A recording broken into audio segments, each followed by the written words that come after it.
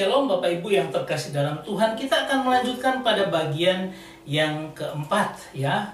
Menarik sekali kita melihat terus bagaimana tentang bagian pertama kita sudah lihat tidak berbuah dikutuk, tidak berbuah ditebang. Kemudian kita sudah melihat juga bagaimana berbuah dalam segala musim. Dan kita akan melihat hasilnya yaitu spiritual fruits, yang mana kita nanti akan melihat terakhir dalam kompilasi. Saat ini kita bicara tentang buah rohani itu seperti apa ya pada episode yang keempat ini.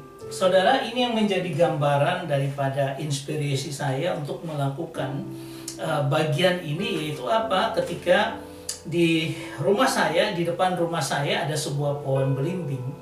Dan ketika belimbing itu masih bertumbuh dengan baik, luar biasa, buahnya banyak ya. Tetapi ketika mulai ada tanaman merambat, tanaman benalu menggerogoti dia, sehingga akhirnya belimbing ini akan menjadi seperti ini karena digerogoti ya, sampai kering seperti ini.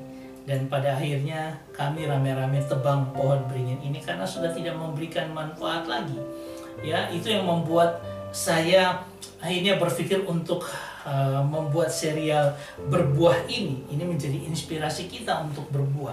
Nah, buah seperti apa yang Tuhan kehendaki dalam kehidupan kita, itu yang menjadi perenungan kita. Kalau kita melihat ini, Tuhan sudah menyatakan bahwa dia menjadi mata air yang terus mengalir, dan aliran itu terus membangun akan pohon-pohon yang mana akan menghasilkan buah yang dahsyat dan ajaib, yang luar biasa.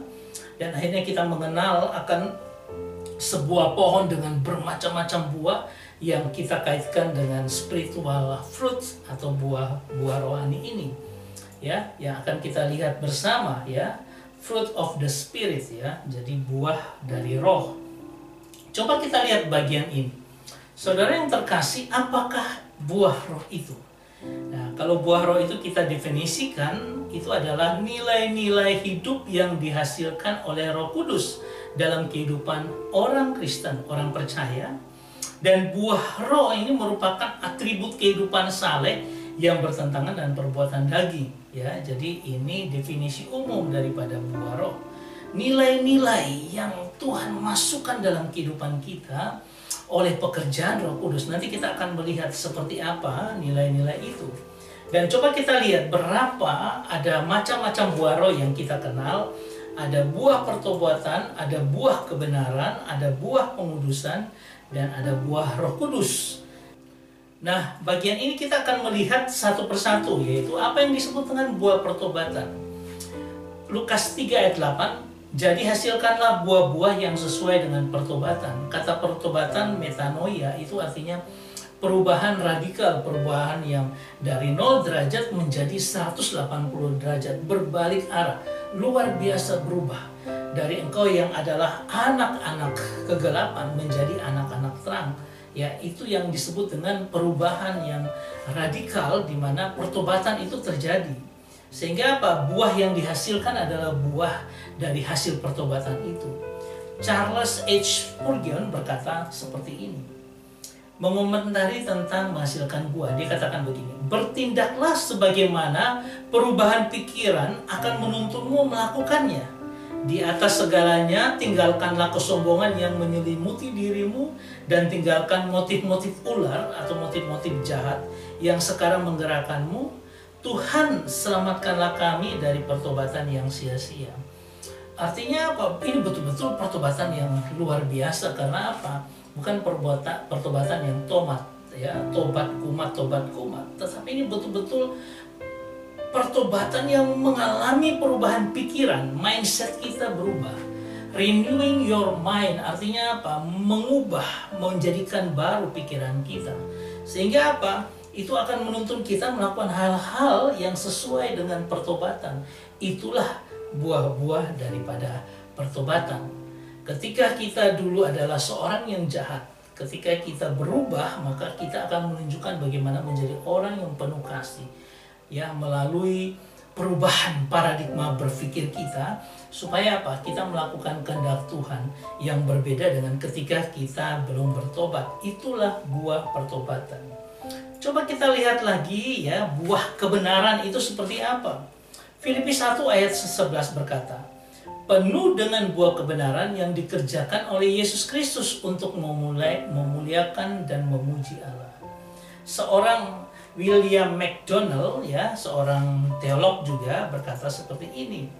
Dipenuhi dengan buah kebenaran, yaitu dengan buah-buah yang dihasilkan oleh kebenaran, atau dengan semua kebajikan Kristen yang membentuk kehidupan yang benar. Sumber dari kebajikan-kebajikan ini adalah Yesus Kristus. Kebajikan di sini artinya moral excellent. Jadi buah kebenaran itu adalah buah yang dihasilkan karena Kristus yang masuk dalam hidup kita memberikan kita moral excellent. Jadi sebuah fakta moral, artinya tindakan-tindakan moral yang luar biasa. Ya, dan sumber moral itu adalah Kristus. Ya, moral excellent. Kalau kita lihat ini adalah buah-buah yang Kristus berikan dalam kehidupan kita, maka yang disebut dengan buah kebenaran adalah kebenaran yang Kristus ajarkan dalam hidupnya. Dia bicara tentang disiplin, dia bicara tentang bagaimana murid harus mengikuti perintah gurunya. Dia bicara tentang intimasi with Father, with God, intimasi dengan Bapaknya. Dia bicara tentang holiness, ya, kekudusan. Bagaimana orang harus hidup kudus. Dia bicara tentang goodness, kebaikan, passion.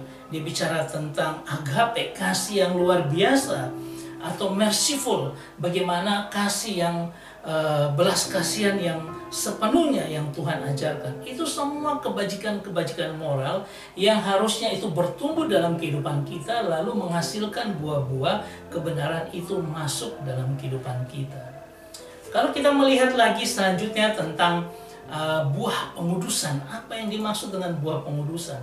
Roma pasal 26 ayat 22 berkata gini, tetapi sekarang setelah kamu dimerdekakan dari dosa dan setelah kamu menjadi hamba Allah, kamu beroleh buah yang membawa kamu kepada pengudusan. Dan sebagai kesudahannya ialah hidup yang kekal. Ada buah pengudusan, tidak sembarangan kita. Karena ya Kenneth West juga berkata seperti ini.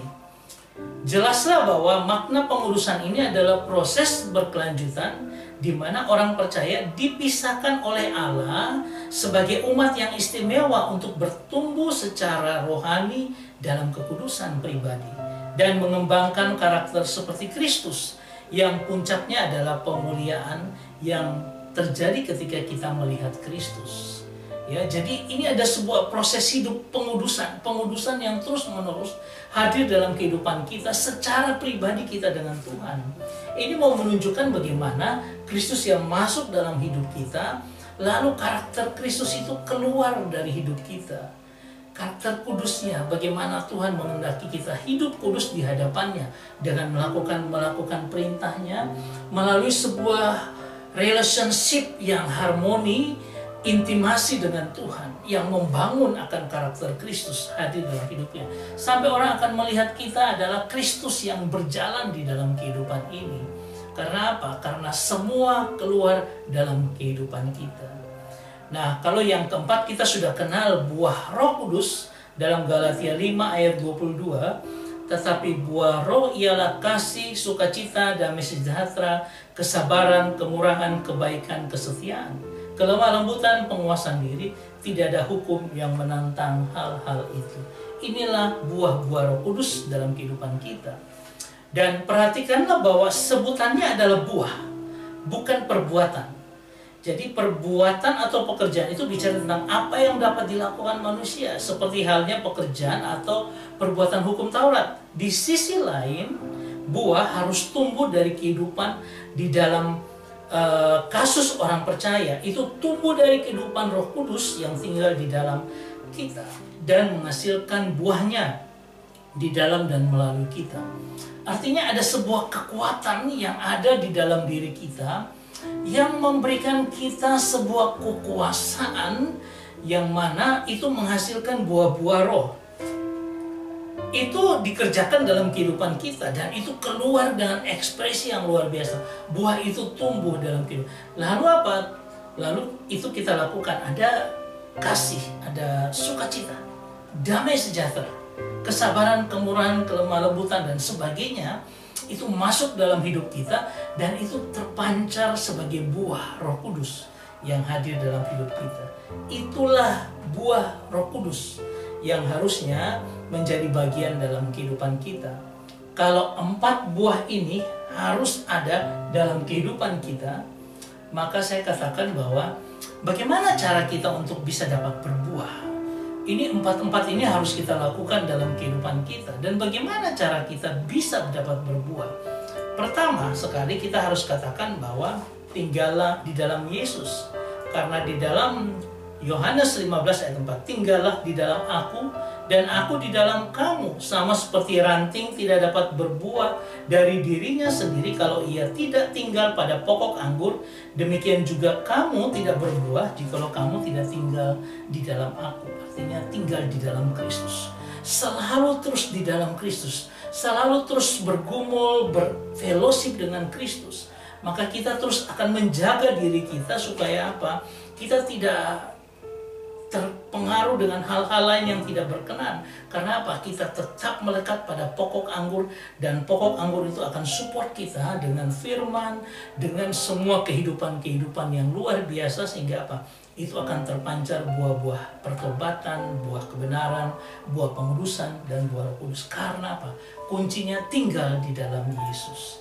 Yang kedua adalah siap untuk dibersihkan, karena Yohanes 15 ayat 2 dikatakan, setiap ranting padaku yang tidak berbuah dipotongnya, dan setiap ranting yang berbuah dibersihkannya supaya ia lebih banyak berbuah. Dibersihkan itu artinya supaya dikerat keinginan-keinginan daging kita, egoismenya kita itu terus-menerus dibersihkan terus-menerus, maka kita akan terus bertambah, berbuahnya makin lebih lebat. Kalau kita lihat semuanya ini, bukankah ini yang Tuhan inginkan dalam kehidupan kita? Yaitu apa? Kita berbuah, dan kita tidak akan berhenti menghasilkan buah dalam segala musim kehidupan kita. Karena apa? Ada Tuhan terus yang menjaga kita, mensupport kita dengan aliran hidupnya yang memberikan kita kehidupan yang luar biasa. Sehingga apa? Pohon hidup kita akan terus menghasilkan buah dan tidak berhenti menghasilkan buah dalam segala musim. Saya berharap ini membingkai kita untuk apa? Supaya kita mengerti bagaimana berbuah ini. Dan episode yang terakhir, yaitu kompilasi teks berbuah, ini akan kita lihat di dalam keseluruhan terang firman Tuhan. Dari kita mengcombine antara pembacaan kita hari ini dengan perumpamaan tentang penabur yang bicara juga tentang buah. Tuhan memberkati kita semua. Amin.